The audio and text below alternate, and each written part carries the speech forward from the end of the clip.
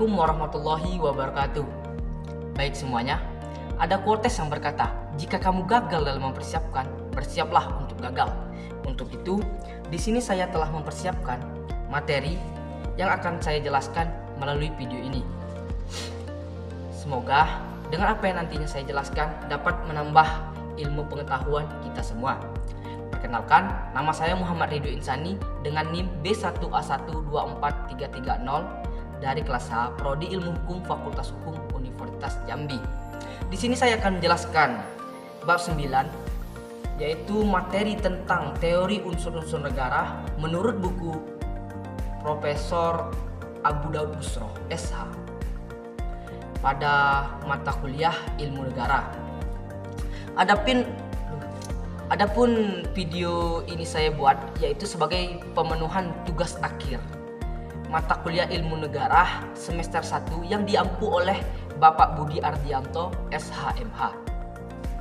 Sebelum kita masuk pada pembahasan apa itu unsur-unsur negara, sebelumnya, negara adalah organisasi yang di dalamnya harus ada rakyat, wilayah yang permanen, dan pemerintah yang berdaulat. Selanjutnya, kita masuk pada pokok pembahasan.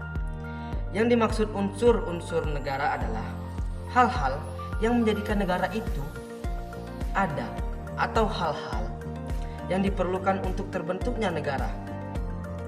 Unsur-unsur negara ada 3 sudut pandangan.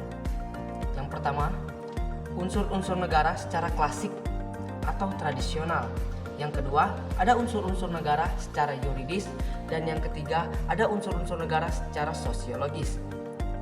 Pertama, kita akan membahas unsur-unsur secara klasik, yaitu ada wilayah tertentu, ada rakyat, dan ada pemerintahan yang berdaulat. Wilayah tertentu, yang dimaksud dengan wilayah tertentu ialah batas wilayah di mana kekuasaan negara itu berlaku. Dengan kata lain, kekuasaan negara tidak berlaku di luar batas wilayahnya karena bisa menimbulkan sengketa internasional. Walaupun sebagai pengecualian dikenal apa yang disebut daerah-daerah eksteritorial, yang artinya kekuasaan negara bisa berlaku di luar daerah kekuasaannya.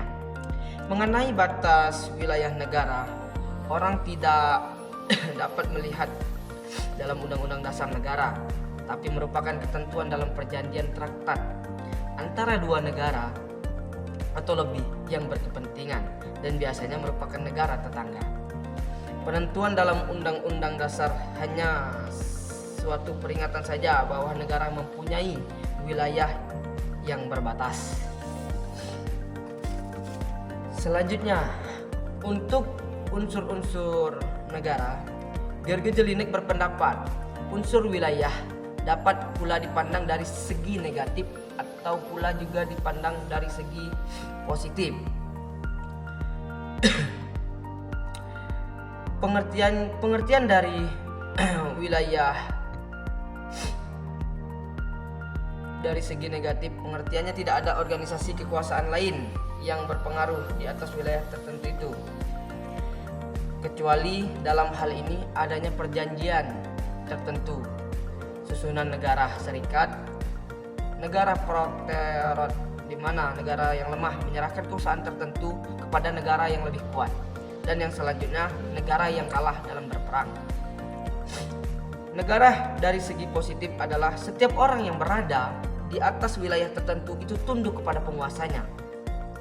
Selanjutnya, unsur-unsur negara yang secara klasik ini, yang kedua itu ada rakyat. Rakyat adalah sekumpulan orang yang hidup di suatu tempat. Ada istilah rumpun atau ras, bangsa atau biasa disebut itu nasio, dan juga suku. Rumpun atau ras adalah kumpulan orang yang mempunyai ciri-ciri jasmani yang sama, ya seperti warna kulit, warna rambut, bentuk muka, bentuk badan misalnya. Ya, yang selanjutnya adalah bangsa. Bangsa adalah rakyat yang sudah berkesadaran membentuk negara. Dan untuk suku, yaitu orang yang berkesamaan dalam kebudayaan. Rensa membagi pengertian bangsa. Citoyen, yaitu golongan atau bangsa yang berstatus aktif. Suyet, yaitu bangsa yang tunduk pada kekuasaan di atasnya, atau bangsa yang berstatus pasif. Gerge Jelinek mengemukakan ada 4 macam status bangsa. Yang pertama itu status positif. Status positif, seorang warga negara diberi hak kepadanya untuk menuntut tindakan positif daripada negara mengenai perlindungan atas jiwa, raga, milik, kemerdekaan, dan sebagainya. Untuk status negatif seorang warga negara akan dijamin kepadanya bahwa negara tidak boleh campur tangan terhadap hak asasi warga negaranya. Itu terbatas untuk mencegah timbulnya tindakan yang sewenang-wenang daripada negara. Walaupun demikian, dalam keadaan tertentu negara dapat melanggar hak-hak asasi rakyat jika tindakannya itu ditujukan untuk kepentingan umum. Umpamanya dalam hal negara, misalnya seperti di dekat rumah saya itu adalah pembangunan jalan tol. Nah, di situ kan pembangunan jalan tol itu untuk kepentingan umum. Jadi jika ada rumah perseorangan, tidak apa-apa, itu dilanggar dulu. Akan tetapi sebagai imbangannya pemilik rumah itu diberi tips atau uang sebagai gantinya. Nah, yang selanjutnya ada status aktif.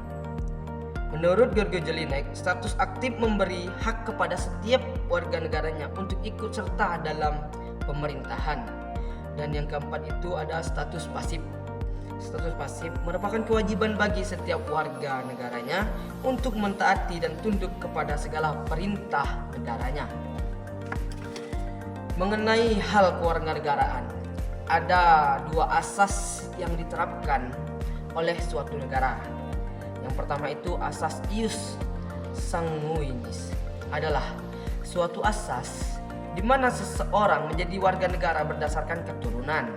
Jadi, seorang itu menjadi warga negara Indonesia karena ia dilahirkan dari orang tua yang berkewarganegaraan Indonesia.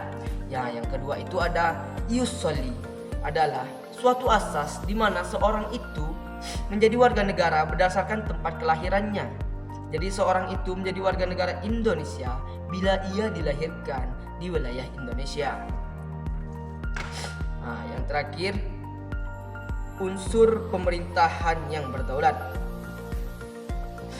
Maksud dari pemerintahan yang berdaulat adalah organisasi negara mempunyai badan pimpinan dan badan pengurus yang memimpin dan mengurus negara. Demikian disebut pemerintah. Dan fungsinya disebut pemerintahan. Memerintah berarti menjalankan tugas pemerintahan.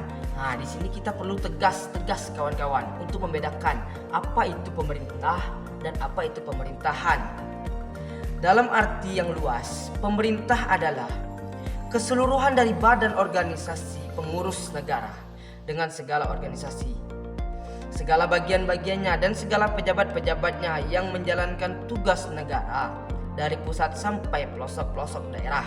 Dalam arti sempit, pemerintah berarti suatu badan pimpinan terdiri dari seorang atau beberapa orang yang mempunyai peranan pimpinan yang menentukan dalam pelaksanaan tugas negara.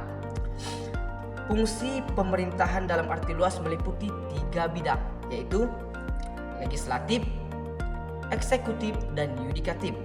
Legislatif atau pembuatan undang-undang, eksekutif atau pelaksanaan pemerintahan menurut undang-undang, yudikatif yaitu peradilan menurut undang-undang. Pemerintahan yang berdaulat diartikan berdaulat ke dalam dan keluar, namun secara ke dalam dibatasi oleh hukum positif, artinya tidak boleh sewenang-wenang, dan berdaulat keluar dibatasi oleh hukum internasional. Untuk selanjutnya ini unsur-unsur negara secara yuridis. Untuk ini dikemukakan oleh Logeman yang terdiri dari sebelum itu kita bahas dulu apa itu unsur negara secara yuridis. Unsur negara secara yuridis ialah unsur-unsur yang harus dipenuhi agar seluruh suatu negara dapat terbentuk dan diakui secara internasional. Logeman berpendapat unsur-unsur negara secara yuridis yaitu yang pertama, Gebietslied atau dalam bahasa Indonesia itu wilayah hukum yang meliputi darat, laut, dan udara serta orang dan batas wewenangnya. Yang kedua ada Persoonslied, yaitu dalam bahasa Indonesia subjek hukum. Unsur subjek hukum daripada negara adalah pemerintah yang berdaulat. Yang selanjutnya itu adalah the Leer van de Rijkswetgeving, yaitu dalam bahasa Indonesia adalah hubungan hukum. Maksudnya adalah hubungan hukum antara penguasa dan dikuasai, termasuk hubungan hukum keluar dengan negara lain secara internasional. Dan yang terakhir untuk unsur-unsur negara ini adalah unsur-unsur negara secara sosiologis. Apa itu unsur-unsur negara secara sosiologis? Yaitu bagian-bagian yang harus dimiliki suatu negara agar dapat berdiri sendiri. Rudolf Kejelin yang melanjutkan ajaran Russell dalam bukunya Der Staat als Lebensraum.